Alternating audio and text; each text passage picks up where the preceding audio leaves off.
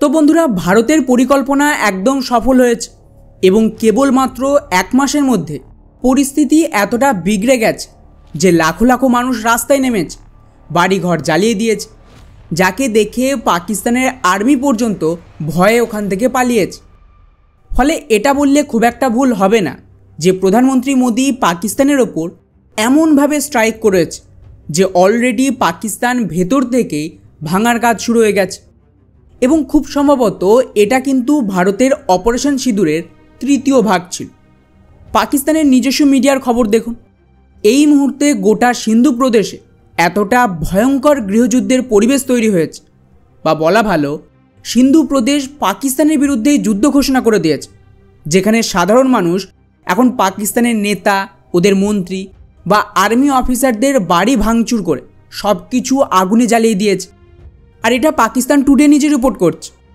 এছাড়াও যে সমস্ত ভিডিও সামনে এসেছে তাতে সাধারণ মানুষ রাস্তায় AK-47 নিয়ে ঘুরছে, আর পাকিস্তানের আর্মি হোক, পুলিশ হোক বা রেঞ্জার এদেরকে দেখলেই তো গুলি করে মারছে। যাতে খবর দেখুন, অলরেডি 2 জনের বেশি এই হামলায় মারা পড়েছে। যদিও অ্যাকচুয়াল নাম্বার কত সেটা জানা অসম্ভব এই মুহূর্তে, কারণ চারিদিকেই কিয়স। আর এখানেই শেষ নয়, আজকে পরিস্থিতি আরও বিগড়ে গেছে, যেখানে পাঞ্জাব থেকে সিন্ধে আসা সমস্ত হাইওয়ে ব্লক করে দিয়ে যত ট্রাক, গাড়ি, পুলিশ ভেহিকেল ছিল সব জ্বালিয়ে দিয়েছে।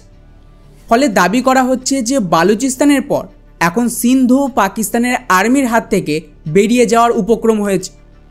আর বন্ধুরা, এই সমস্ত কিছুই কিন্তু ভারতের গ্রেট মাস্টার প্ল্যানের একটা অংশ ছিল। এবং অলরেডি গত মাসে এই ভিডিওতে আমি প্রিডিকশান দিয়েছিলাম যে এমন কিছু হবে, আর তার জন্য ভারত এখন নিজেদের গুটি সাজাচ্ছে। কিভাবে? ওয়েল, এই সব কিছুই হয়েছে কেবলমাত্র একটা সিন্ধু নদীর জল আটকে দেওয়ার জন্য, যাকে নিয়ে গত মাসেই রিপোর্টও পাবলিশ হয়েছিল যে কিভাবে পাকিস্তানের ভেতরে এটা একটা নতুন কনফ্লিক্ট শুরু করে দিয়েছে। এই রিপোর্টটা দেখো, এটা 1 মাস পুরনো খবর, যার মতে পাকিস্তানের সিন্ধু প্রভিন্সে ভয়ঙ্কর প্রদর্শন শুরু হয়ে গেছে পাকিস্তানের সরকারের বিরুদ্ধে। পাকিস্তানের মিডিয়া দ্য ডনের খবর অনুযায়ী সেই সময় এই আন্দোলন এতটা বড় আকার নিয়েছিল যে ধীরে ধীরে সিন্ধি লয়ার, বিরোধী পলিটিক্যাল পার্টি সকলেই কিন্তু একজোট হয়ে পাকিস্তানের প্রধানমন্ত্রীর বিরুদ্ধে ময়দানে নামে।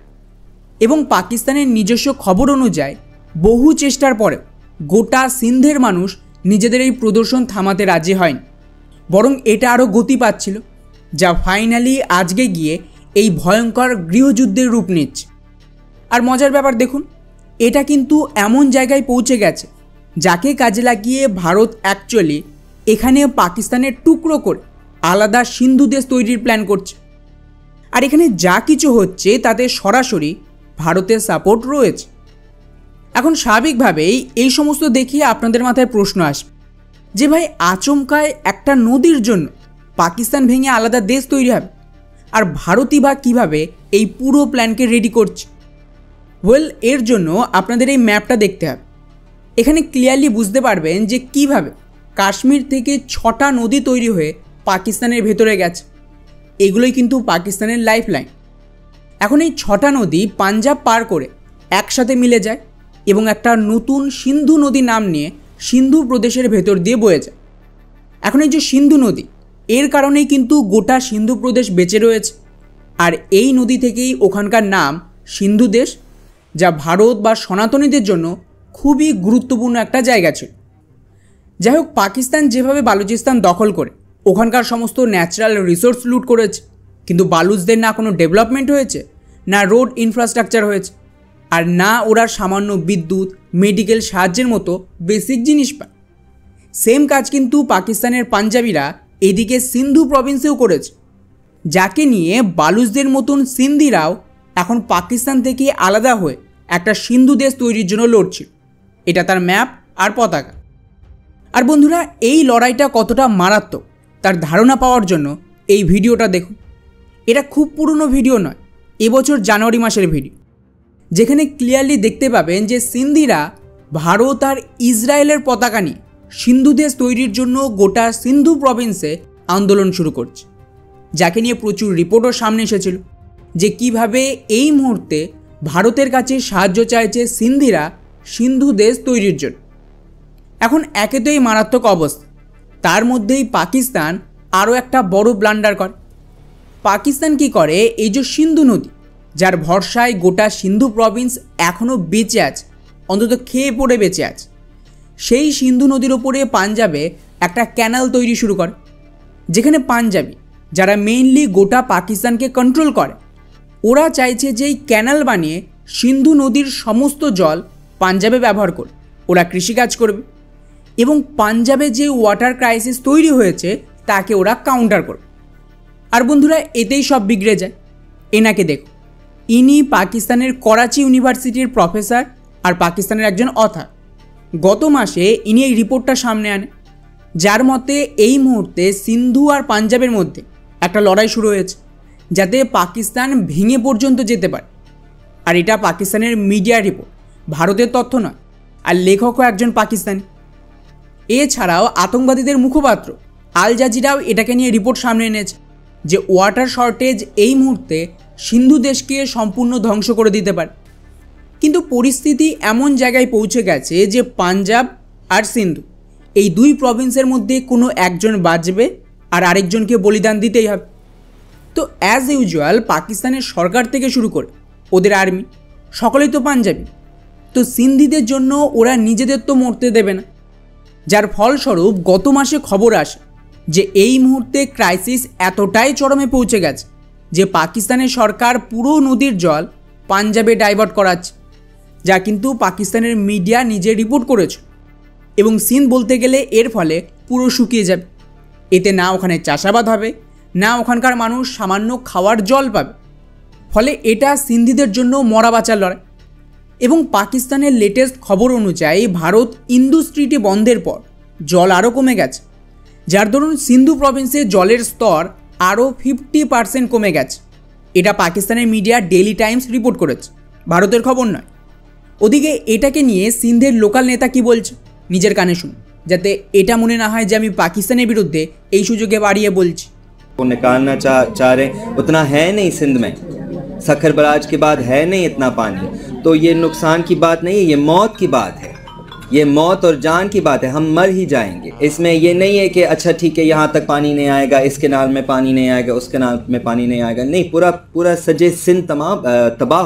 তো শুনলেন, এই ব্যক্তি বলছে যে এটা আমাদের তো মরা বাঁচার প্রশ্ন। পাকিস্তান পাঞ্জাবের যে জল আটকাচ্ছে আর ভারতের জল আটকে দিলে শুধু যে জল কমে যাবে তাই নয়, সিন্ধিরা পুরোপুরি মরেই যাবে, গোটা প্রভিন্সটাই ধ্বংস হয়ে যাবে। এমনকি এটাকে নিয়ে এই সিন্ধিদের আলাদা একটা ফোরাম রয়েছে, সিন্ধি কংগ্রেস। তারাও পাকিস্তানের বিরুদ্ধে চলে গেছে যে পাকিস্তান আমাদের মেরে ফেলার চেষ্টা করছে। ফলে ফাইনালি এখন এই লড়াই ধীরে ধীরে গণ অভ্যুত্থানের আকার নিয়েছে। এখন জাস্ট ভাবুন যে অলরেডি যখন ভারত থেকে পুরো জল যাচ্ছিল, তখন পাকিস্তানের ভেতরে এতটা ক্রাইসিস চলছিল। এখন ভারত বলছে তো পুরো জলই আটকে দেবে। এবার আপনি ভাবতে পারছেন, যদি ভারত জল আটকে দেয়, চলুন আমি ধরে নিচ্ছি যে পুরোটা না হলে অন্তত যা ক্যাপাসিটি আছে তাতে অর্ধেক জলও আটকে দেয়, তখন পাকিস্তানের পাঞ্জাব আরও ক্রাইসিস ভোগ করবে, ওয়াটার শর্টেজ শুরু হবে এবং ইভেনচুয়ালি আগে যদিও বা সিন্ধুকে কিছুটা জল দিত, এখন তো চাইলেও সেটা করতে পারবেন। এমন করলে পাকিস্তানের আর্মি, সরকার, এদের যে পপুলেশন পাঞ্জাবি মুসলিম, তারাই মারা পড়বে। তো স্বাভাবিকভাবে ভারতের কারণে এখন পাকিস্তানকে পাঞ্জাব আর সিন্ধের মধ্যে কোনো একটা প্রভিন্স বাঁচাতে হবে, আর সেটা পাঞ্জাব। তাই সিন্ধিরা কিন্তু পাকিস্তানের বিরুদ্ধে চলে গেছে। ফলে এখন পাকিস্তানের কাছে আর তেমন কোনো রাস্তা তো বেঁচে নেই। এই জন্যই আমাদের বিল্লরানী ভুট্টো গত মাসে ভারতকে হুমকি দিয়েছিল যে ভারত জল না দিলে রক্ত বইবে। হ্যাঁ, সেটা তো এখন দেখছি যে পুরো সত্যি, রক্ত তো বইছে, কিন্তু আমাদের নয়, পাকিস্তানের পাঞ্জাবি আর সিন্ধেদের। ফলে আলাদা সিন্ধু দেশ যেটা প্রোটেস্ট চলছিল, এখন এই ওয়াটার ক্রাইসিসের পর তা মারাত্মক আকার নেবে। এবং সাধারণ মানুষ যারা হয়তো সিন্ধু দেশের পক্ষে ছিলও না, পাকিস্তানকেই সাপোর্ট করতো, তারাও কিন্তু এখন বাঁচার জন্য সিন্ধু দেশকে সাপোর্ট দেবে। আর এই লড়াই আরেকটু কেচিয়ে দেওয়ার জন্য ভারত ফান্ড দিয়ে ইন্টেলিজেন্স এজেন্সির ব্যবহার করে এই আগুনে ঘি ঢালবে। তো বুঝতেই পারছেন যে অ্যাকচুয়ালি প্রধানমন্ত্রী মোদি এমনি এমনি বলেনি যে এবারে যা হবে তা কেউ কল্পনাও করতে পারছেন।